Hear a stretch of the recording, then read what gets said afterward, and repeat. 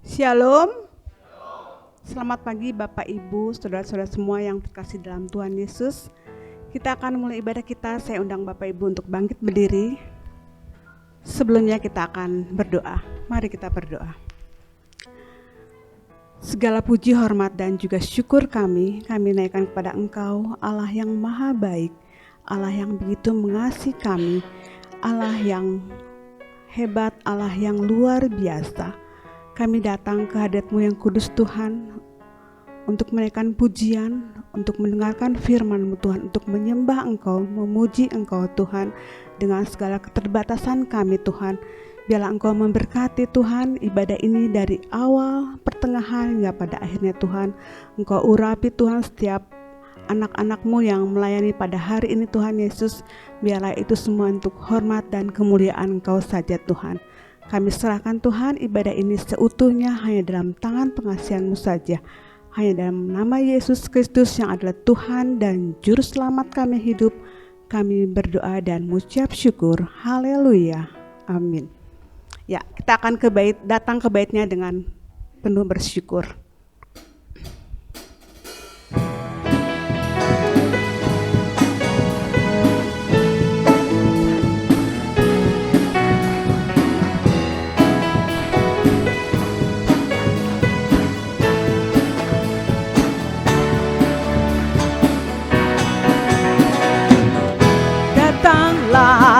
Ke baitnya dengan hati bersyukur, ke dalam pelatarannya dengan hati bersuka rasakan dan lihatlah betapa baiknya Tuhan bagi yang berlindung padanya.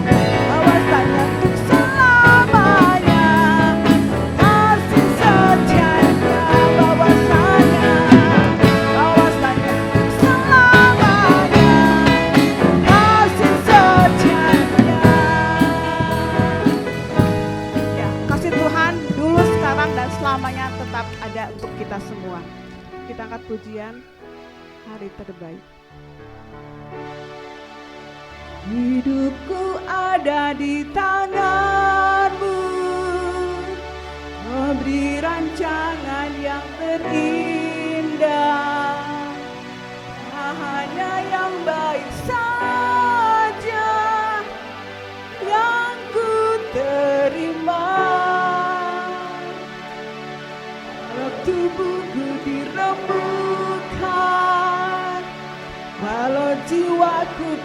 goyahkan, hujanku takkan terhentikan, Rohmu yang memberi penghiburan. Akan ku pikul salibmu, cukuplah kasih setiamu. Ku bertahan, kau kuatku, teguhkan imanku. Ku mau tetap bersyukur, senantiasa bersyukur. Segala yang ku alami, biar kehendakmu terjadi.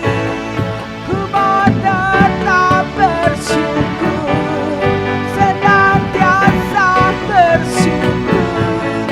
Hatiku kan bersuka, sebab hari ini hari yang terbaik.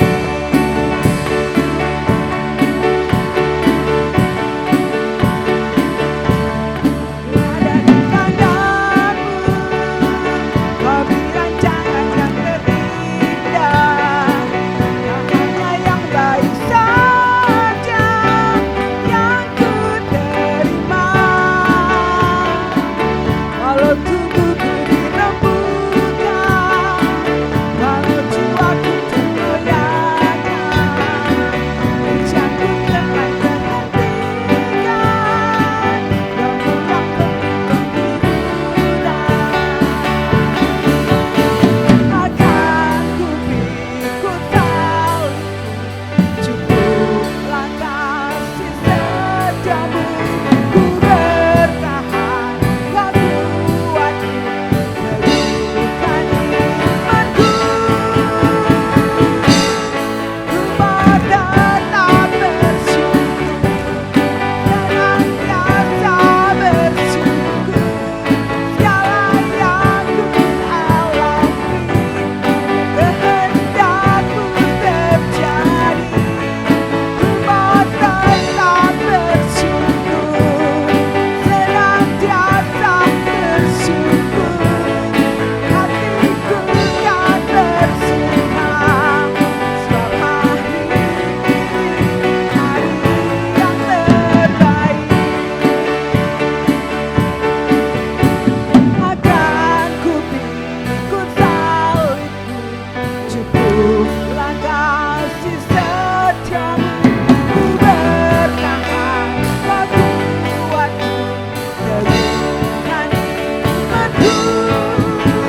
Akan ku pikul salibmu, cukuplah kasih setiamu. Ku bertahan, kau kuatku, teguhkan imanku.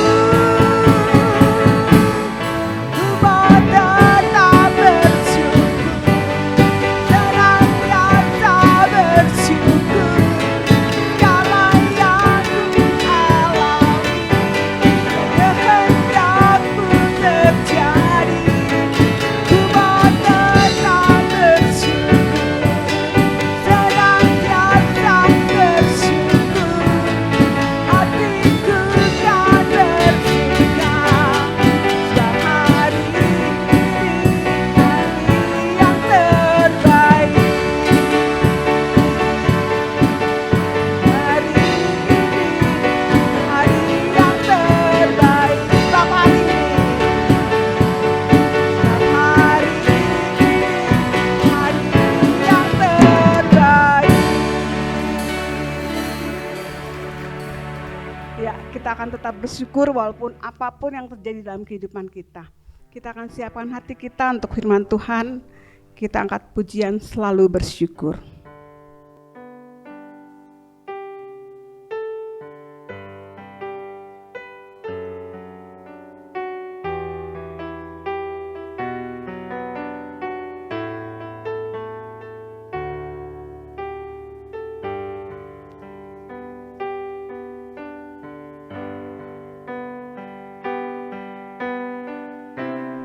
Dengan apa ku membalas kasih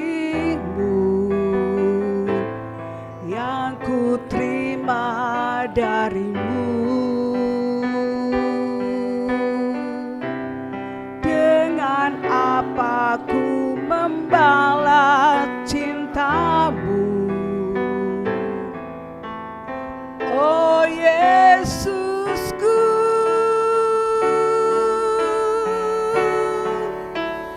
Ku mau selalu bersyukur, selalu bersyukur. Kau Tuhan yang setia, yang selalu menopangku. Mau selalu bersyukur, selalu bersyukur. Kau Bapakku yang setia.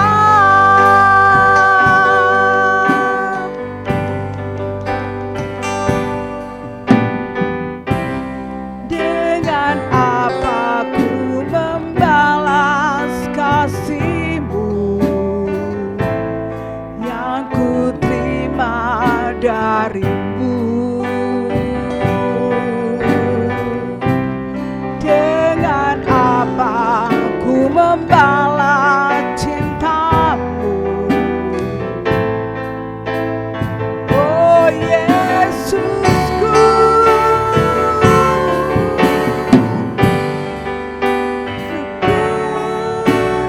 Selalu bersyukur, Kau Tuhan yang setia, yang selalu menopangku. Mau selalu bersyukur, selalu bersyukur. Kau Bapakku yang setia.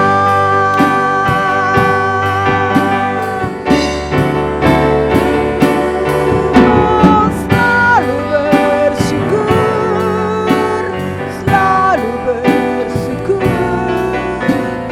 Kau Tuhan yang setia, yang selalu menopangku. Mau selalu bersyukur, selalu bersyukur.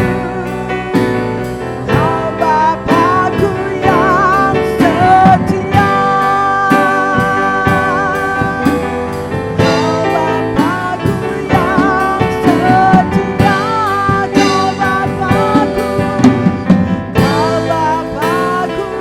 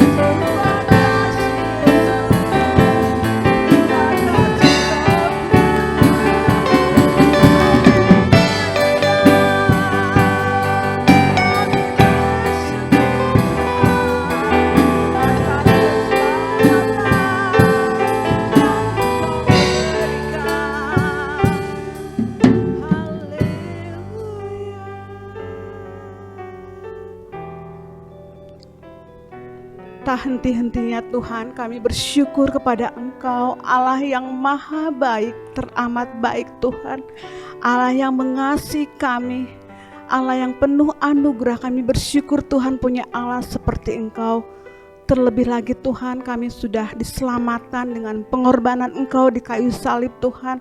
Kami bersyukur Tuhan mempunyai Allah seperti Engkau yang sangat baik. Tuhan Yesus yang baik, kalau pada kesempatan yang indah ini Tuhan Yesus, kami akan mendengarkan sebagian daripada firman-Mu. Biarlah Engkau pakai Ibu Lina Tuhan dengan luar biasa untuk menyampaikan isi hati-Mu Tuhan kepada kami. Dan biarlah apa yang disampaikan nanti boleh berasal daripada Engkau Tuhan. Dan ajarkan kami juga Tuhan untuk kami boleh melakukannya dengan pertolongan dari Roh Kudus-Mu juga Tuhan. Terima kasih Tuhan atas semuanya itu Tuhan. anak-anak-Mu di tempat ini sedia untuk mendengarkan firman-Mu. Ampuni segala dosa dan salah kami Tuhan. Doa yang jauh daripada sempurna ini hanya kami alaskan di dalam satu nama, yaitu Yesus Kristus yang adalah Tuhan dan Juru Selamat kami yang hidup. Haleluya. Amin. Silakan duduk kembali.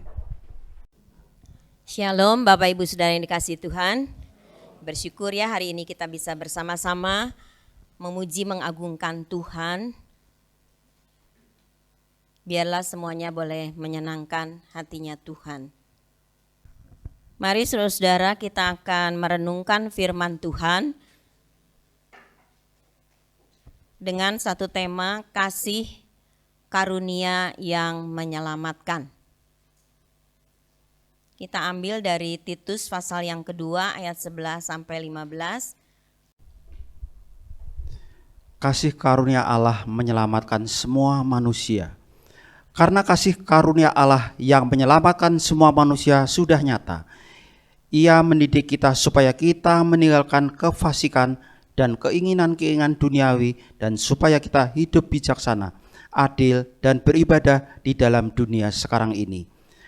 Dengan menantikan penggenapan pengharapan kita yang penuh bahagia dan penyataan kemuliaan Allah yang maha besar dan juru selamat kita Yesus Kristus, yang telah menyerahkan dirinya bagi kita untuk membebaskan kita dari segala kejahatan dan untuk menguduskan bagi dirinya suatu umat, kepunyaannya sendiri yang rajin berbuat baik. Beritakanlah semuanya itu, nasihatilah dan yakinkanlah orang dengan segala kewibawaanmu, janganlah ada orang yang menganggap engkau rendah. Ya, amin. Bapak Ibu Saudara, ini adalah surat Rasul Paulus kepada Titus. Siapakah Titus itu? Titus adalah rekan sekerja Paulus. Kalau saudara membaca di dalam Galatia 2, kemudian di dalam 2 Korintus, di situ dinyatakan ya bahwa Titus ini adalah rekan sekerja Paulus yang sangat dipercayai oleh Paulus. Dia bukan orang Yahudi, tetapi dia bersama-sama dengan Rasul Paulus melayani pekerjaan Tuhan. Dan pada satu kali ketika di dalam jemaat Korintus ada masalah, ada pergumulan, maka Titus diutus oleh Rasul Paulus untuk menangani. Rupanya Titus ini seorang yang kuat ya, dan bisa dipercaya dan dia bisa mengatasi semuanya itu. Ketika pada satu kali mereka bertemu di Makedonia dan kemudian Titus memberitahu kepada Rasul Paulus tentang semua persoalan di jemaat Korintus dan semua sudah diatasi, Rasul Paulus merasa bersukacita. Titus ini adalah seorang penginjil dan juga gembala. Dan kalau kita melihat di dalam Timotius dan Titus ini adalah surat penggembalaan. Surat bagi para pengerja Tuhan, para penatua, gembala-gembala, bahkan buat sidang jemaat kita semua orang-orang yang percaya. Ya, kita melihat nanti surat-surat ayat-ayat yang sudah kita baca ini. Dan Paulus memberikan kepada Titus satu kepercayaan waktu itu di orang-orang di Kreta, ya jemaat di sana.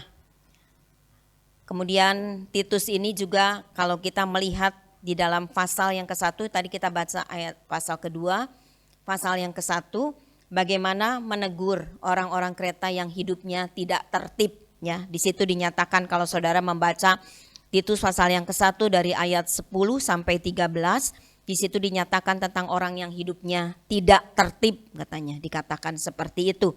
Ya, dia mengajarkan ajaran-ajaran yang sehat dan sungguh Titus ini menolak guru-guru palsu. Kita tahu ya di jemaat-jemaat pada waktu itu yang mula-mula banyak guru-guru palsu, banyak ajaran-ajaran palsu, baik juga kepada Timotius. Rasul Paulus juga mengingatkan ya berhati-hati tentang guru-guru palsu dan ajaran-ajaran palsu.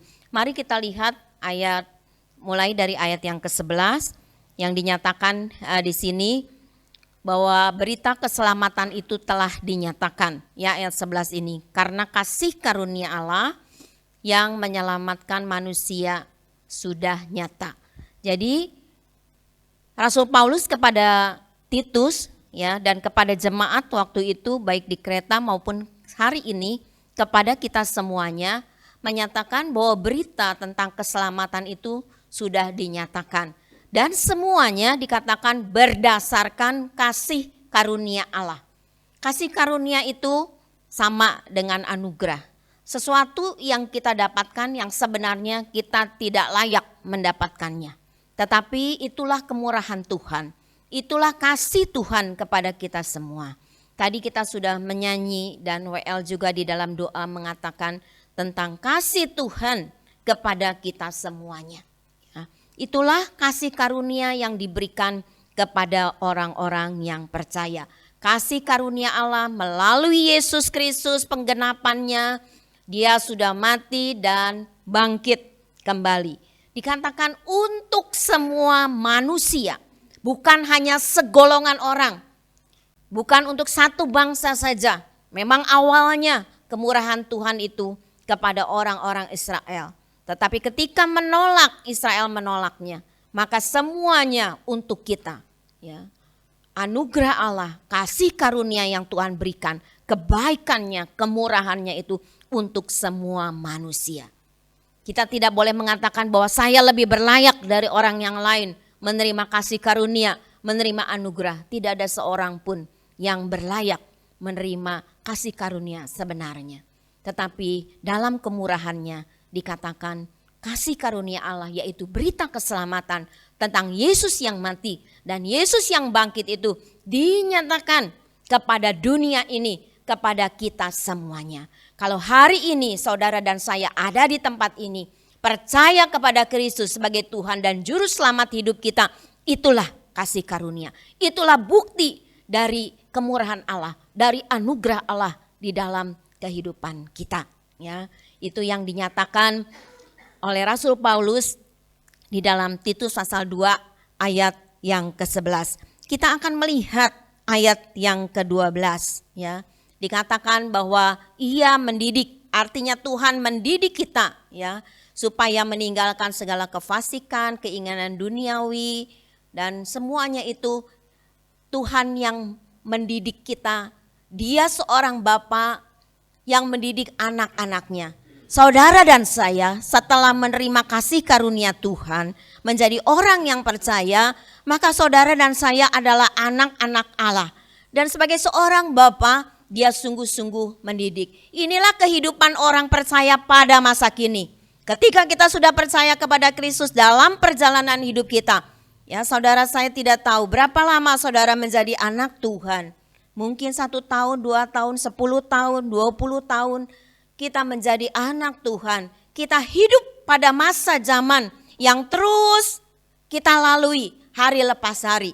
Inilah kehidupan kita pada masa sekarang ini ketika kita ada di dalam dunia ini. Dikatakan bahwa Tuhan mendidik kita, sekali lagi seperti seorang bapa yang mengasihi anaknya. Kalau kita orang tua mempunyai anak dan membiarkan anak kita dalam keadaan nakal, tidak benar kelakuannya, saya rasa orang tua seperti itu adalah orang tua yang tidak mengasihi anaknya. Sebagai orang tua yang mengasihi anaknya, ketika anak kita berbuat salah, kita akan mendidik anak kita. Meluruskan apa yang seharusnya anak-anak kita lakukan.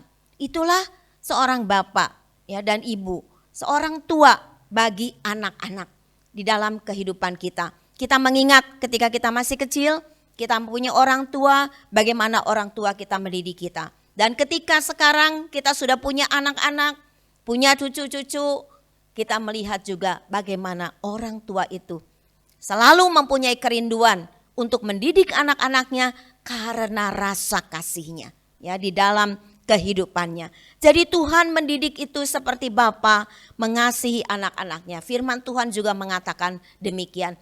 Apa yang dilakukan oleh Tuhan sebagai Bapa kita? Dikatakan supaya kita ini anak-anaknya itu meninggalkan kefasikan, meninggalkan kejahatan. Dulu kita hidup dalam kejahatan, hidup masa lalu kita. Tapi sekarang ketika kita sudah percaya kepada Kristus, menerima kasih karunia itu, maka saudara dan saya diajarkan, dididik oleh firman Tuhan yang hari ini kita baca, kita renungkan kembali supaya kita meninggalkan segala kejahatan. Kefasikan itu adalah kejahatan, keinginan-keinginan duniawi ya yang bertentangan dengan kehendak Tuhan. Keinginan dunia itu selalu bertentangan dengan kehendak Tuhan di dalam kehidupan ini. Supaya dikatakan kita ini hidup bijaksana. Ya, supaya kita ini hidup takut akan Tuhan. Hidup adil dan beribadah di dalam dunia sekarang ini. Jadi firman Tuhan hari ini memberitahukan kepada kita ketika berita keselamatan itu dinyatakan dan berdasarkan kasih karunia diberikan kepada setiap manusia, semua manusia.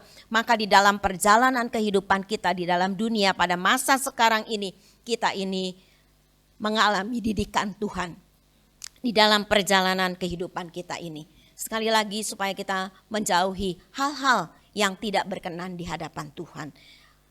Firman Tuhan memberitahu kita apa yang boleh kita lakukan dan apa yang tidak boleh kita lakukan. Firman Tuhan katakan kalau kita tahu itu berdosa dan kita melakukan, kita melihat itu adalah salah dan kita melakukannya, maka kita berdosa di hadapan Tuhan. Ya. Kita pikir kalau kita berdosa, kita itu membunuh orang, berzina, berbuat hal-hal yang merugikan orang. Tapi saudara, ketika kita tahu bahwa itu adalah kejahatan dan kita melakukannya, mungkin orang-orang yang berbuat jahat kita tidak memberitahunya, maka kita berdosa di hadapan Tuhan. Ya, itu yang firman Tuhan katakan. Inilah yang terjadi di dalam kehidupan kita. Karena hidup kita kan bersama-sama ya, masih ada di dalam dunia ini. Ya, saya selalu mengatakan ketika kita percaya Tuhan, kita tidak dipindahkan ke planet yang lain. Kita tetap ada di dalam kehidupan kita. Tadi kita menyanyi bahwa kita harus belajar mau memikul salib kita. Benar saudara, saya tadi ketika menyanyi berkata sendiri dalam pikiran saya, benarkah kita ini anak-anak Tuhan ketika menyanyi meresponi bahwa memang Tuhan, apapun yang terjadi dalam hidup saya sebagai salib itu, saya mau memikulnya. Karena firman Tuhan katakan, orang yang tidak mau memikul salib tidak layak bagiku. Ya. Nah saudara-saudara, kita melihat itulah didikan Tuhan di dalam kehidupan kita. Ya, supaya hal-hal segala dunia ini yang sungguh-sungguh bertentangan dengan rancangan Allah yang baik, yang harus terjadi di dalam kehidupan kita itu, jangan kita lakukan ya hal-hal yang jahat itu di dalam kehidupan kita. Mari kita melihat ayat yang ke-13. Ini adalah hidup pada masa yang akan datang. Saudara dan saya tidak selama-lamanya ada di dalam dunia ini. Satu kali kelak kita akan ada pada masa yang akan datang. Masa yang akan datang itu seperti apa? Di sini dikatakan dengan menantikan penggenapan pengharapan kita yang penuh bahagia dan pernyataan kemuliaan Allah yang maha besar dan juru selamat kita, Yesus Kristus. Nah saudara-saudara, hidup pada masa yang akan datang itu adalah satu hidup yang penuh dengan pengharapan. Kalau kita melihat keadaan dunia ini yang semakin gelap, semakin sulit dan banyak tantangan di dalam kehidupan kita, sepertinya keadaan dunia ini tidak ada lagi harapan di dalam hidup ini. Ya, banyak orang-orang yang kecewa dalam kehidupannya karena kegagalan-kegagalan yang mereka alami pada masa-masa dunia saat ini. Tetapi Tuhan menjanjikan kita bukan saja hidup pada masa kini, tapi kita akan ada hidup pada masa yang akan datang. Ada orang-orang yang berkata, ya kalau orang sudah mati ya sudah aja. Tapi bagi kita tidak demikian. Ada satu pengharapan kemuliaan bagi orang-orang yang percaya kepada Tuhan. Ini adalah janji firman Tuhan. Ya, satu hidup bersama dengan juru selamat kita. Kita akan bertemu dengan Sang Pencipta kita, juru selamat kita. Dan kita akan selamanya mengalami kebahagiaan. Ya, hidup pada masa yang akan datang. Saudara, kalau kita mengingat hidup di dalam dunia ini yang sementara, berapa tahun pun itu adalah sementara. Tapi di sana hidup pada masa yang akan datang itu adalah kehidupan kekal. Tadi Bapak Gembala di Hermon menyampaikan firman Tuhan tentang hidup kekal. Itulah hidup kekal, hidup bersama dengan Tuhan. Kita orang yang percaya, yang sudah ditebus oleh Tuhan Yesus, tidak lagi mengalami kebinasaan yang kekal. Ya pilihannya cuma dua, kebinasaan kekal atau hidup kekal, yaitu bahagia bersama dengan Sang Juru Selamat kita. Tetapi bagi kita orang yang percaya, satu janji yang Tuhan berikan. Itulah hidup yang akan datang itu. Satu kehidupan yang kekal yang Tuhan sediakan buat kita semuanya. Saudara, kalau saya memikirkan akan hal ini, saya berkata kepada Tuhan, Tuhan, memang seringkali kami manusia, ketika kita mengalami kesulitan, tantangan hidup, pergumulan di dalam hidup ini, kita mengalami sakit yang berkepanjangan, mengalami kesusahan yang berkepanjangan, kekurangan yang terus-menerus terjadi di dalam kehidupan kita, atau masalah-masalah yang terus-menerus digumuli di dalam hidup ini. Masalah keluarga, pekerjaan, mungkin perdagangan, usaha dan lain sebagainya yang harus kita lalui di dalam hidup ini. Masalah-masalah di dalam pelayanan dan segala banyak hal yang kita lalui. Saudara, kadang itu bisa melemahkan iman kita. Ya, tetapi hari ini Tuhan berkata, hidup kita tidak di sini saja di muka bumi ini, tapi kita punya satu hidup pada masa yang akan datang. Hidup di dalam kekekalan itu. Ketika satu kali hari itu terjadi, apa yang kita alami di dunia ini yang sementara itu tidak ada artinya lagi. Karena kita akan selamanya berbahagia bersama dengan Sang Juru Selamat kita. Saudara percaya? Amini akan hal itu. Sehingga ketika kita sakit, ketika kita mengalami pergumulan, ketika kita susah, mengalami pencobaan di dalam hidup ini, kita tidak menjadi tawar hati. Kita tidak menjadi sedih lagi karena kita tahu hidup yang dialami ini adalah hidup yang sementara, yang memang harus dilalui hari lepas hari di dalam perjalanan kehidupan ini. Satu kali Rasul Paulus juga bukankah berkata kepada Tuhan, dia meminta supaya diberikan kesembuhan. Tetapi Tuhan bilang, cukuplah kasih karuniaku. Dan Rasul Paulus tidak meminta kesembuhan lagi karena dia tahu apapun yang dia alami di dalam hidupnya di dalam dunia ini, di dalam keterbatasannya mungkin dalam masalah kesehatan dan hal-hal yang lain dalam pelayanannya yang harus dia hadapi, kesulitan-kesulitan, tantangan-tantangan, bagaimana dia dipenjara, bagaimana dia disesah di dalam kehidupannya ketika melayani, dia memandang kepada Tuhan karena dia tahu. Ya, sampai satu kali dia berkata di dalam firman Tuhan, dia ingin berkata kepada Tuhan, aku telah mengakhiri pertandingan yang baik karena aku akan menerima mahkota. Akan ada satu berkat yang Tuhan berikan di dalam kehidupan kita pada masa yang akan datang. Saya mengharapkan ketika kita mendengarkan firman Tuhan ini, membaca ayat-ayat firman Tuhan ini, itu memberikan kekuatan di dalam kehidupan kita. Kita akan berkata, Tuhan, saya tahu Engkau Allah yang mengasihi hidup ini. Engkau menyertai di dalam perjalanan hidup ini. Biarlah di dalam segala keberadaan hidup kita, kita tetap menjadi kemuliaan dan kebesaran nama Tuhan. Ketika kita sakit tidak sembuh-sembuh, ketika kita mengalami masalah dan masalah itu terus menerus ada dalam hidup kita. Kekurangan yang terus menerus dan banyak hal yang kita hadapi. Kita bisa berkata kepada Tuhan, Tuhan saya tahu.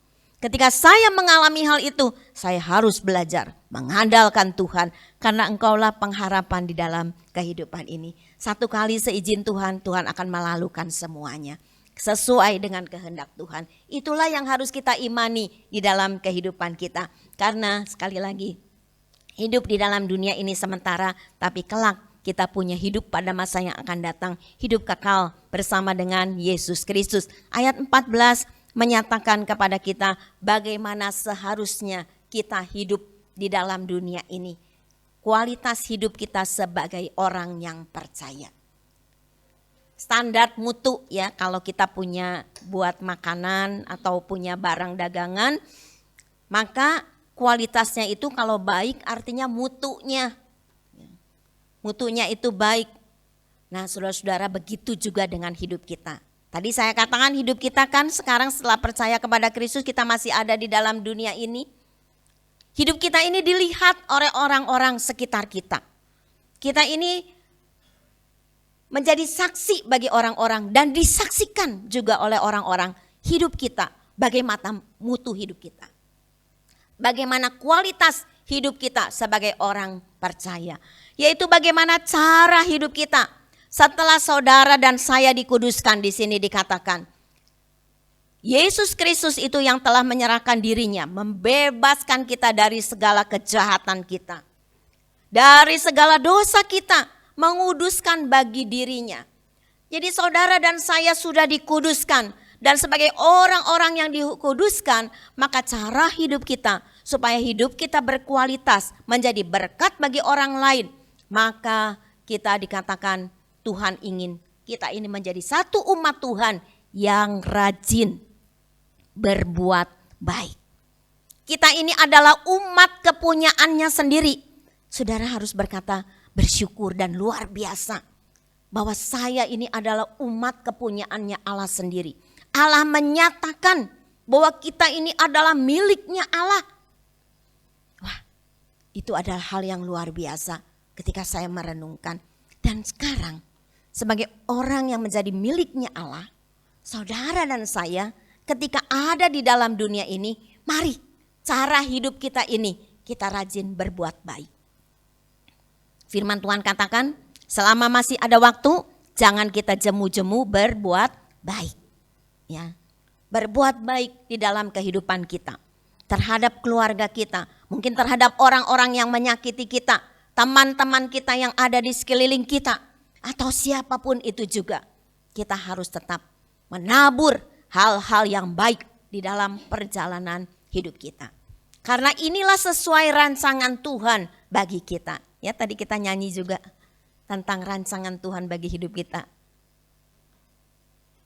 Saya dan Bu Yohana nggak kompakan ya, tapi ketika saya tadi mendengar dan kita menyanyi bersama-sama bahwa hidup kita ini ada dalam rancangan Tuhan. Rancangan Tuhan yang sempurna bagi hidup kita.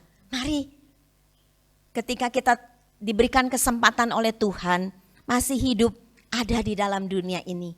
Ya, kita melakukan hal-hal yang sesuai dengan kehendak Tuhan. Kita rajin berbuat baik. Rajin itu artinya selalu, nggak kalau lagi mood berbuat baik, ya saya berbuat baik lah. Tapi kalau lagi saya nggak mood, ya sebodoh amat. Ya saudara, itu artinya tidak rajin orang yang seperti itu. Berbuat baik itu saudara-saudara di dalam segala hal kita melakukannya untuk memuliakan nama Tuhan. Bukan orang lain melihat, wih hebat ya. Ya kita dipuji-puji. Saudara, bukan sekedar itu. Tetapi kita memuliakan Tuhan ketika kita melakukan hal yang baik dalam hidup kita. Orang lain akan melihat, kenapa ya orang Kristen bisa seperti itu. Dan itulah pada waktu itulah nama Tuhan dipermuliakan. Siapa Tuhannya? Nah saudara-saudara, pada waktu itu kita menyadari bagaimana ketika kita melakukan hal yang harusnya dilakukan sesuai dengan kehendak Tuhan dan terus menerus selalu kita lakukan di dalam hidup kita. Bahkan ketika kita masih harus memikul salib kita setiap hari, kita melakukan itu. Maka itulah yang Tuhan ingin lihat dari hidup kita. Tugas kita, tanggung jawab kita kepada Tuhan dilaksanakan dan memang semuanya sesuai dengan kehendak Tuhan. Mari kita lihat ayat yang ke-15. Kabar keselamatan itu diberitakan kepada setiap orang. Dikatakan, beritakanlah semuanya itu. Ya. Jadi artinya saudara dan saya ketika menerima kabar keselamatan dan akhirnya kabar keselamatan itu berdasarkan kasih karunia Tuhan memberikan keselamatan di dalam kehidupan kita, berita itu tidak cukup untuk diri kita sendiri. Tetapi harus kita kabarkan kepada orang lain. kita katakan kepada siapapun juga yang ada di sekeliling kita. Melalui perkataan kita, melalui tingkah laku kita, melalui kehidupan kita, yang penting kabar keselamatan itu sampai kepada orang lain. Bukan untuk diri kita sendiri saja. Ya, harus disaksikan di dalam kehidupan ini. Nah, saudara-saudara, inilah yang dikatakan tadi, beritakanlah semuanya itu. Dimanapun kita berada, kalau kita sebagai apa? Seorang pedagang, seorang karyawan, seorang bos, bagi anak-anak kita yang masih sekolah di dalam pendidikan, apapun profesi kita saat ini, ada yang menjadi guru, ada yang bekerja di kantor, dimanapun kita berada. Hidup kita ini menjadi kesaksian bagi orang lain. Kabarkan itu. Kalau di tengah-tengah lingkungan kita, keadaan kita, kita menyadari kita tidak bisa berkata banyak. Tetapi kelakuan kita, orang lain bisa melihat. Itu mencerminkan siapa Tuhan yang kita sembah di dalam kehidupan kita ini. Nah, saudara-saudara, kita melihat kasih karunia Tuhan yang menyelamatkan itu diberikan kepada setiap orang yang percaya kepada korban Kristus. Kalau saudara dan saya percaya kepada Kristus yang mati di salib dan bangkit pada hari yang ketiga, dan kita mempercayai itu, mengimani bahwa saya orang berdosa dan memerlukan korban Kristus, itu diberikan kepada kita semuanya. Yang kedua, kasih karunia Tuhan itu diberikan bukan karena usaha kita, bukan karena saudara hebat, orang yang punya segalanya di dalam dunia ini, yang terus-menerus beramal, berbuat kebaikan. Kita rajin melakukan itu semuanya, tetapi usaha kita itu sia-sia.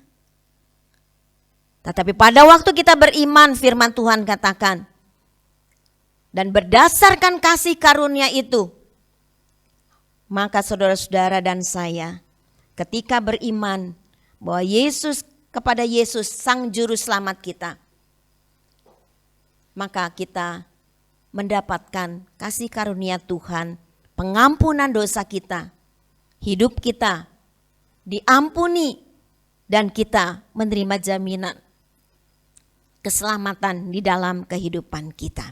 Yang ketiga, sekarang hidup kita pada masa kini, mari kita berbuat hal yang menyenangkan hatinya Tuhan. Ya, bukan kesenangan dunia ini. Saudara, bukan berarti kalau menyenangkan hati Tuhan, saudara misalnya nggak boleh pergi ke sana ke sini. Silahkan. Saudara punya uang, saudara pergi ke sana ke sini kan harus pakai ongkos juga. Tetapi dimanapun kita berada, ketika kita pergi, marilah kita melakukan kehendaknya Tuhan. Bukan kehendak diri pribadi yang biasanya penuh dengan hawa nafsu.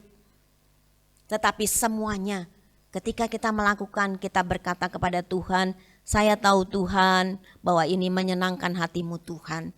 Dan itulah yang kita lakukan di dalam kehidupan kita. Sekali lagi, bukan kesenangan dunia ini. Ya, tadi dikatakan tinggalkan kefasikan dunia ini, kejahatan dunia ini. Ya, nafsu-nafsu di dalam dunia ini, kita tidak boleh melakukan itu. Hidup kita pada masa yang akan datang, tadi hidup kita pada masa kini. Hidup kita pada masa yang akan datang karena kita percaya kita punya kehidupan pada masa yang akan datang adalah hidup penuh sukacita. Kenapa? Karena kita bersama dengan Tuhan, ya, di dalam kerajaan surga, di dalam kekekalan. Itulah hidup kita pada masa yang akan datang. Suatu hidup yang berbahagia, ya, yang memberikan kesenangan. Hari ini kalau kita datang dalam kesulitan, tantangan, pergumulan hidup kita, ingatlah. Hidup kita ini hanya sementara di dalam dunia ini. Tapi kelak di sana ketika kita bertemu dengan Sang Juru Selamat kita, ada satu hidup yang penuh dengan sukacita. Dan saya mengharapkan itu memberikan kekuatan dalam hidup kita, menjalani hari-hari kita yang memang tidak mudah. Nah saudara-saudara, yang kelima adalah sikap hidup kita orang percaya. Kalau kita membaca ayat yang ke-11 itu dimulai dengan kata karena, berarti ada yang diberikan nasihat oleh Rasul Paulus sebelum ayat 11 kata karena ini. Ya, di sini diceritakan bagaimana kewajiban kita, hidup kita sebagai orang yang percaya. Kalau saudara membaca mulai dari ayat yang pertama sampai ayat yang ke-10, di situ diceritakan bagaimana seharusnya hidup kita. Di sini dijelaskan tentang pria dan wanita, orang-orang yang sudah lanjut usia dikatakan, ya. Laki-laki yang tua, perempuan-perempuan yang tua, artinya orang-orang yang sudah lanjut usia, baik pria maupun wanita. Apa yang harus dilakukan? Mereka itu harus hidup sederhana, hidup bijaksana. Sebagai orang yang sudah mempunyai umur yang lebih daripada orang-orang yang muda, maka kita belajar menjadi contoh, menjadi teladan bagi orang-orang yang lebih muda. Hidup bijaksana, ya, dengan hikmat yang daripada Tuhan ketika kita bersikap, menjadi teladan di dalam iman kita. Berapa lama kita hidup kenal kepada Kristus, percaya kepada Kristus, iman kita itulah yang harus jadi contoh, menjadi teladan bagi generasi muda kita, bagi generasi di bawah kita. Kita harus memiliki kasih. Teladan selain bukan iman, teladan kasih kita. Kasih kepada Tuhan dan kasih kepada sesama manusia. Kita juga harus menjadi orang-orang yang tekun, orang-orang yang rajin, ya, dan setia di dalam ibadah. Saya melihat di sini berkali-kali dikatakan tentang ibadah. Betapa ibadah itu diperlukan. Karena melaluinya kita mempunyai hubungan yang dengan Tuhan. Di rumah kita bisa beribadah, tetapi ketika bersama-sama kita juga beribadah kepada Tuhan. Ketika saudara menyanyi tadi, semuanya kita renungkan dan semuanya itu untuk kemuliaan Tuhan. Ketika kita mendengarkan firman Tuhan, kita berkata, Tuhan tanamkan itu dalam hati saya. Dan saya lakukan di dalam kehidupan saya. Sehingga hidup kita ini menjadi berkat. Baik bagi keluarga kita, orang-orang di sekitar kita. Bagi saudara-saudara seiman di tengah-tengah kita. Itulah yang dikatakan tentang pria dan wanita, ya, yang sudah lanjut usia. Supaya sungguh-sungguh menjadi contoh di dalam kehidupan mereka ini. Kemudian bagaimana? Perempuan-perempuan yang muda dikatakan. Perempuan-perempuan yang muda, inilah sikap hidup orang percaya. Ketika kita ada di dalam dunia ini, mengasihi suami dan anak-anak. Sama saudara-saudara dikatakan hidup bijaksana, hidup suci, ya, hidup kudus. Jangan sembrono hidupnya di dalam kehidupan ini. Dan dikatakan rajin mengatur rumah tangga. Kalau Tuhan memberikan kesempatan, kita ini memiliki rumah tangga, dikatakan atur rumah tangga dengan baik. Taat kepada suami, baik hati. Saudara, ini bukan perkataan saya, saudara baca ya. Nanti di dalam Titus pasal 2 ayat 1 sampai 10 itu. Itu dijelaskan bagaimana kita hidup. Hidup sebagai seorang pria, seorang wanita, baik yang sudah lanjut usia maupun juga yang masih muda. Nah, untuk orang-orang muda sekarang. Orang-orang muda itu dikatakan harus menguasai dirinya. Saya merenungkan kenapa ya bagian pas orang muda dikatakan orang-orang muda ini harus menguasai diri. Artinya saudara-saudara menjaga emosi. Mungkin kalau orang-orang muda itu bawaannya emosi ya saudara-saudara ya. Kita suka mendengar pertengkaran antara anak-anak muda. Dan di sini firman Tuhan katakan, biarlah orang-orang muda itu menguasai diri dalam segala hal. Berarti dalam segala sesuatu, saudara-saudara. Menjaga emosi, menjadi teladan juga di tengah-tengah lingkungan pergaulan, di tengah-tengah lingkungan pekerjaan maupun kuliah. Maka orang-orang muda ini juga bisa menjadi teladan. Bisa menjadi contoh buat yang lainnya. Dikatakan menjadi teladan, jujur, suka akan firman Tuhan, itulah yang penting dalam hidup kita semuanya. Tadi dikatakan perempuan, laki-laki yang tua, perempuan-perempuan yang tua, semuanya harus beribadah, berarti harus suka akan firman Tuhan. Orang-orang yang muda, perempuan muda juga dikatakan suka akan firman Tuhan. Belajar ya kita menyukai akan firman Tuhan. Di sini dikatakan supaya bersungguh-sungguh dalam pengajaran. Artinya kita suka akan firman Tuhan. Pengajaran yang benar yang daripada Tuhan. Nah sekarang dikatakan bagaimana kalau status kita sebagai hamba. Artinya kita sebagai karyawan. Maka kita harus menjadi seorang hamba yang taat kepada tuannya di dalam segala hal. Dikatakan di dalam segala hal. Saudara kalau kita punya bos yang mungkin kita katakan menyebalkan bos itu. Apa yang harus kita lakukan? Tetap dikatakan orang yang percaya, orang Kristen itu harus taat kepada tuannya. Jangan membantah, jangan curang, artinya jujur, tulus dan setia di dalam pekerjaannya. Sehingga kehidupannya memuliakan Tuhan. Orang lain di tengah pekerjaan kita akan bisa melihat, wah betapa hebatnya orang ini. Dalam bagian lain firman Tuhan saya ingat, gimana kalau kita sekarang sebagai bos, kita punya karyawan, maka kita juga harus menjadi seorang bos yang baik ya, bagi karyawan-karyawan kita. Firman Tuhan itu luar biasa. Memberitahu ya, apapun keberadaan kita, yang laki, yang perempuan, yang anak-anak muda, semuanya diberitahu bagaimana orang yang sudah berumah tangga dikatakan. Itulah sikap hidup kita ketika kita ada di dalam dunia ini sebagai orang yang percaya. Bapak Ibu Saudara, memang perjalanan hidup ini tidak mudah. Banyak hal yang harus kita lalui. Sekali lagi ya, tadi saya juga katakan demikian. Tapi hari ini firman Tuhan mengajarkan kepada kita semuanya. Jangan takut, jangan gelisah, jangan gentar dalam hidup ini. Yang menjadi bagian kita adalah biarlah kita tetap mengingat akan kasih karunia Tuhan yang menyelamatkan hidup kita itu.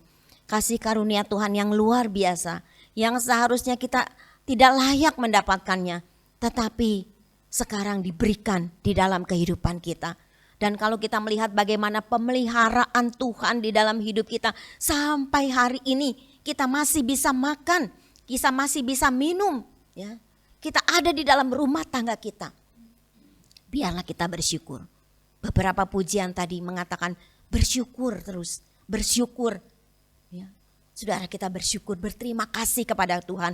Dan rasa terima kasih itu mari kita lakukan ketika kita ada di dalam dunia ini sebelum kita sampai kepada kekekalan itu. Kita hidup sebagai orang percaya yang memuliakan nama Tuhan. Kesimpulan firman Tuhan yang pertama, tadi di dalam ayat yang ke-11. Hidup orang percaya itu dimulai dari berita. Kita mendengar berita tentang keselamatan itu. Kasih karunia yang menyelamatkan. Dan saudara-saudara dari ayat yang ke-15. Ini dari Titus ya yang tadi kita baca ayat 11 sampai 15.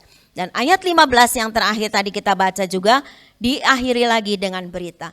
Dimulai dengan berita yang menyelamatkan. Diakhiri juga dengan berita yang harus disaksikan sebagai kasih karunia Tuhan yang menyelamatkan itu. Jadi ketika berita itu kita dengar dan kita menerima kasih karunia Tuhan, maka berita itu harus disampaikan lagi kepada orang-orang di sekitar kita. Yang kedua, berita itu adalah tentang kabar baik, tentang Kristus sebagai Tuhan dan Juru Selamat hidup kita. Bukan berita yang lain, tetapi berita itulah yang harus kita sampaikan melalui perkataan kita, perbuatan kita, tindakan kita di dalam kehidupan kita. Yang ketiga, hidup di masa kini, pada saat Tuhan memberikan kita kehidupan di dalam dunia ini, mari hidup kita ini menjadi berkat, menjadi teladan yang baik bagi banyak orang.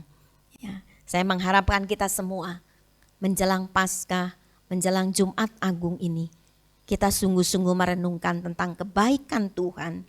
Dan sekarang ketika kita sudah menerima berkat daripada Tuhan, berkatilah orang-orang di sekitar kita melalui sikap hidup kita yang baik. Tadi dikatakan Tuhan menguduskan kita supaya kita menjadi umat kepunyaannya yang rajin berbuat baik. Yang terakhir, pengharapan di dalam Kristus adalah hidup kekal pada masa yang akan datang.